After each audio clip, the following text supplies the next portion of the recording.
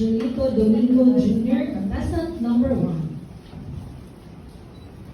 Once again, let us give a round of applause to our contest speaker, John Gabriel Ferrer.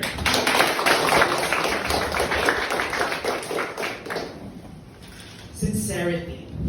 Sincerity. Sincerity.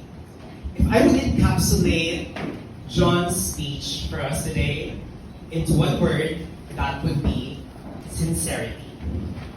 Now, if you would agree with me, ladies and gentlemen, fellow Toastmasters, the speech started with 3 good points. One is that it started with a question. Again, when we start with a question, we have the chance to engage our audience. And that is one way also for us to hook their attention. When we start with questions, they get the chance to answer it on their own.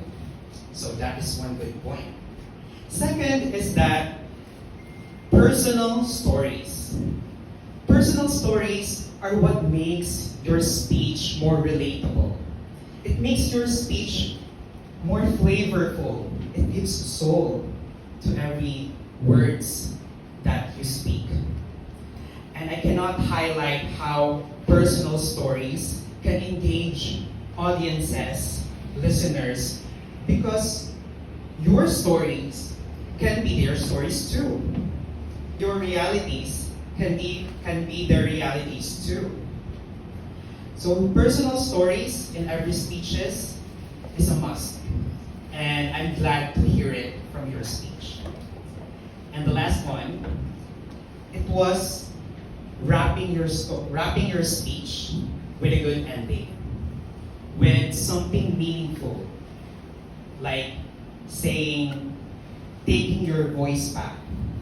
Actually, that was the catchy thing from your speech. However, I noticed that there are points for improvement in your speech. First is that gestures. Gestures will pivot your speech because the listeners, the audiences, are looking at you.